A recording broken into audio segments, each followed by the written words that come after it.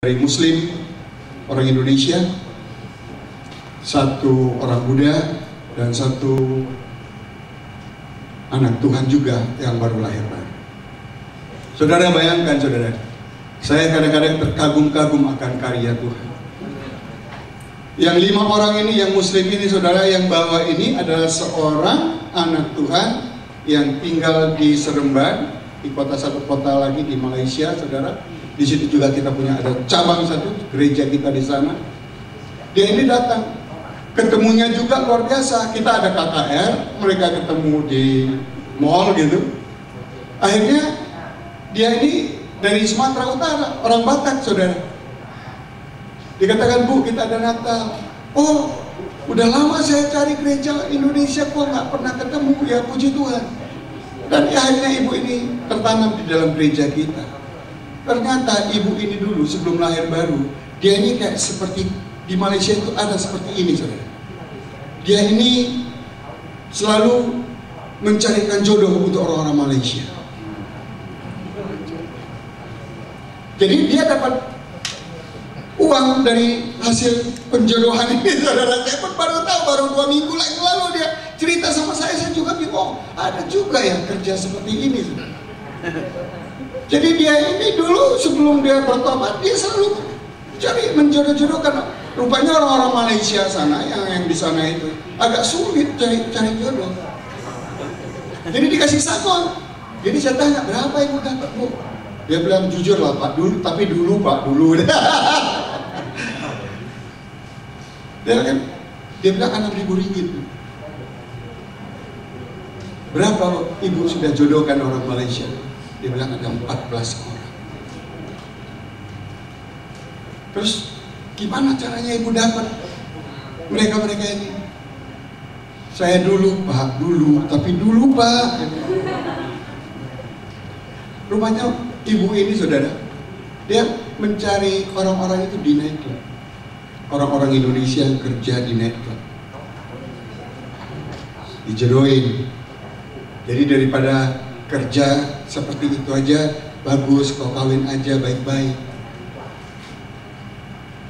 Akhirnya dijodohin. Dan waktu dia sudah lahir baru, saudara, dia teringat akan apa yang pernah dilakukan dalamnya. Dan dia cari semua orang-orang yang pernah dijodohkan, dibawa ke gereja. Suatu ketika saya ketemu sama mereka, saya tanya sama mereka, kenapa kalian kok ada di dalam gereja ini? Jujur Pak, dari dulu kami cari kebenaran itu nggak dapat di mana-mana. Sekarang kamu dapat kebenaran. Kebenaran itu saya tahu hanya dalam Yesus. Amin. Kamu udah keliling-keliling kemana-mana? Udah Pak, kami sudah cari kebenaran. Saya pergi ke masjid, di masjid nggak ada. Saya cari di mana-mana. Saya pergi ke agama suami saya Buddha, Pak. Saya pergi ke pekong-pekong, gak ada kebenaran. Saya juga bingung ya, mereka sembah patung-patung yang perut yang gendut-gendut itu Pak. Ada mata tapi nggak bisa melihat, ada kuping tapi nggak bisa mendengar. Oh gitu ya? Iya. Mau nggak terima Yesus sebagai Tuhan dan Juru Selamat? Hari ini juga saya mau. Saya doakan saudara. Menangis. Dan 2 minggu yang lalu saya baptis mereka. Semuanya di antara kerumunan orang, saya nggak peduli saudara.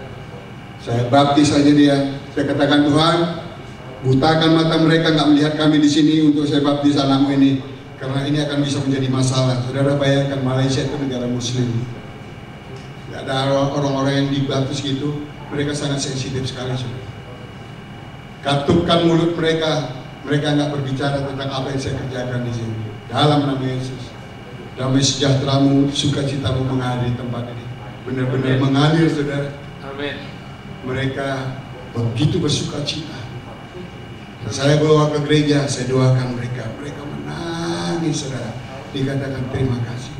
Saya katakan sama Tuhan, oh itu rupanya Tuhan, Engkau utus kami untuk membawa mereka ini untuk melihat Yesus sebagai Tuhan dan Juru Selamat. Amin, saudara. Kadang-kadang kita nggak ngerti, saudara. Satu jiwa itu berharga di hadapan Amin. Tuhan. Apalagi 5 orang, saudara. Amin. Luar biasa, beri kemuliaan Tuhan Yesus. Haleluya. Kadang-kadang kita nggak ngerti ngapain di Malaysia ini udah 10 tahun. Saudara, tapi saya tetap taat sama Tuhan. Amin. Apa aja yang Tuhan katakan, pergi ke kiri, pergi sana, pergi sini, layani aku Tuhan. Amin. Saya bawa keluarga saya semua. Saya bersama istri saya dan ada satu anak saya yang paling kecil. Kami melayani Tuhan. Yang paling besar masih di dalam marketplace, tapi dia cinta Tuhan luar biasa. Yang kedua juga belum kawin, belum berumah tangga, tapi cinta Tuhan juga luar biasa, saudara.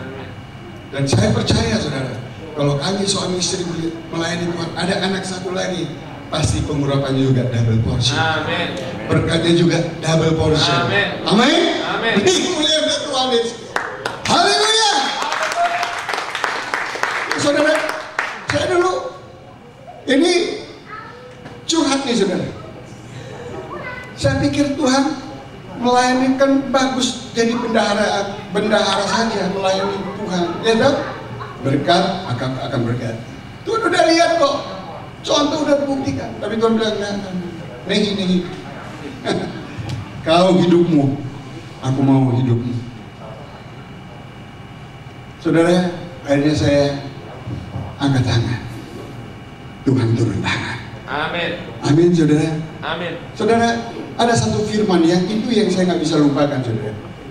Mari kita lihat Yohanes 12 ayat 20.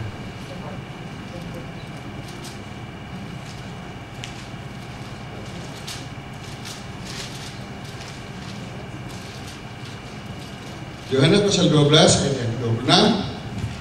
Demikian firman Tuhan. Barang siapa melayani aku, ia harus mengikut aku. Dan di mana aku berada, di situ pun pelayanku akan berada. Barang siapa melayani aku, ia akan apa dikatakan? Dihormati oleh Tuhan. Saudara, inilah firman yang menggenapi di dalam kehidupan kami, saudara. Barang siapa melayani aku, dikatakan ia harus mengikut aku. Dan dikatakan di mana aku berada, di situ pun pelayanku ada. Amin. Barang siapa melayani aku, ia akan dihormati Bapa.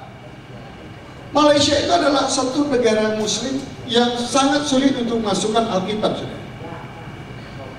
Kami banyak perlu Alkitab untuk jemaat kita yang ada di sana. Satu ketika, saudara, kami bawa Alkitab itu hampir setengah koper itu Alkitab, saudara. Ini firman Tuhan itu bagaimana penyertaan itu kami rasakan. Jadi waktu ketika kami masuk ke tempat custom, saudara, suruh masuk. Saya mau naik, mau masuk ke gitu.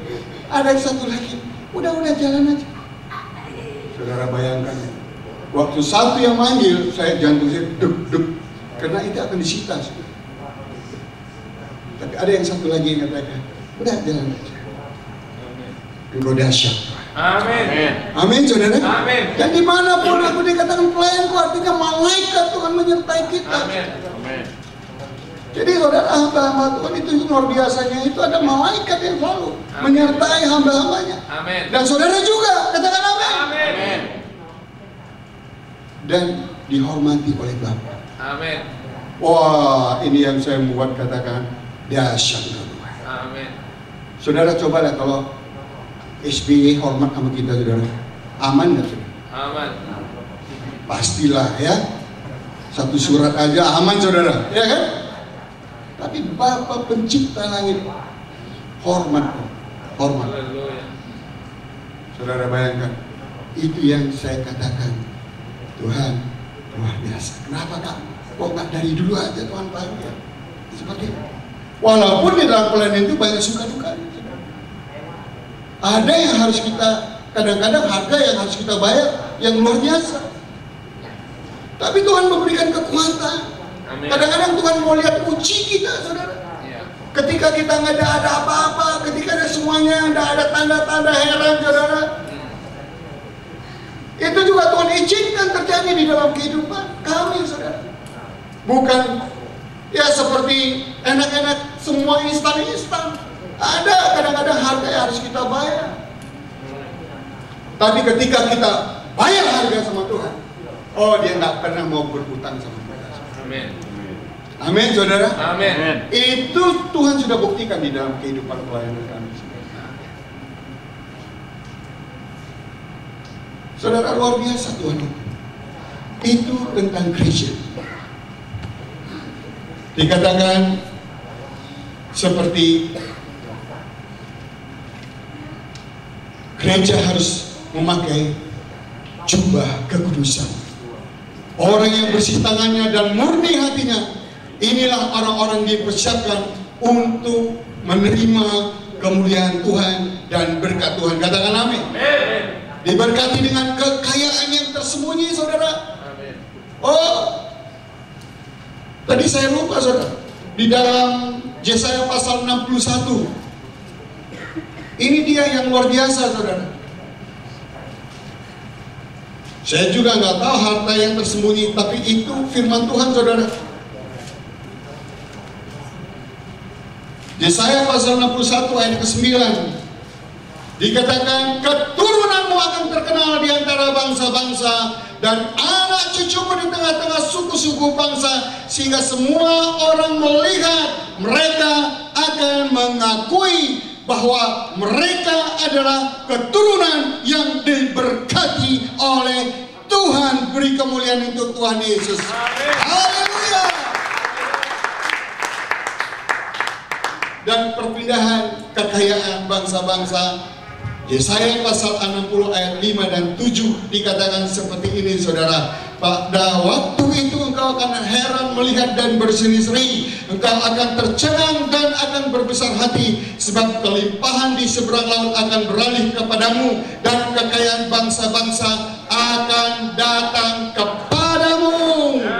Amin. Sejumlah besar unta akan menutupi darahmu, unta-unta muda dari Median dan Eva. Mereka semua akan datang dari Seba, akan membawa emas dan kemenyan, serta memberitakan perbuatan masyhur Tuhan. Segala kambing domba Kedar akan berhimpun kepadamu, domba-domba jantan Nebayot akan tersedia untuk ibadahmu. Semuanya akan dipersembahkan di atas mezbahku sebagai korban yang berkenan kepadaku, dan aku akan menyemarakkan rumah keagunganku. Katakan amin. Saudara, itu ya pesan Tuhan bagi kita malam hari ini. Dan yang terakhir, saudara, mengenai kota dan bangsa, kita buka di dalam Yeremia pasal yang ke-29 ayat yang ke-7.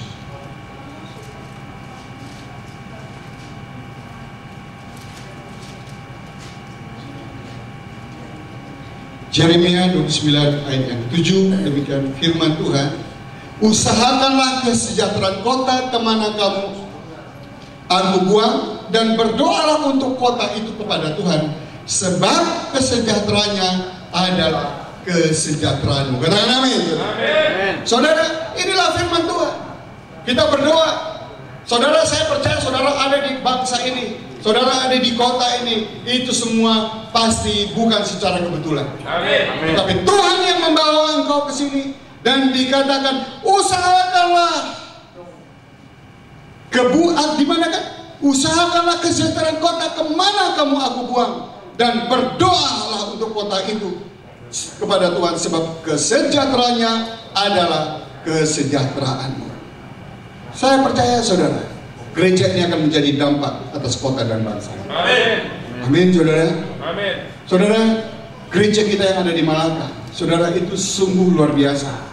Kita hanya sebagai fasilitator, saudara. Ada yang disebut di sana Malaka Prayer Network. Ada jaringan doa sekota yang bisa membuat gereja-gereja unity, saudara. Setiap sebulan sekali, saudara, kita ada di Malaka Prayer Network. Kita hanya sebagai fasilitator, Gereja kita dipakai untuk pujian dan penyembahan, hanya berdoa untuk kota dan bangsa.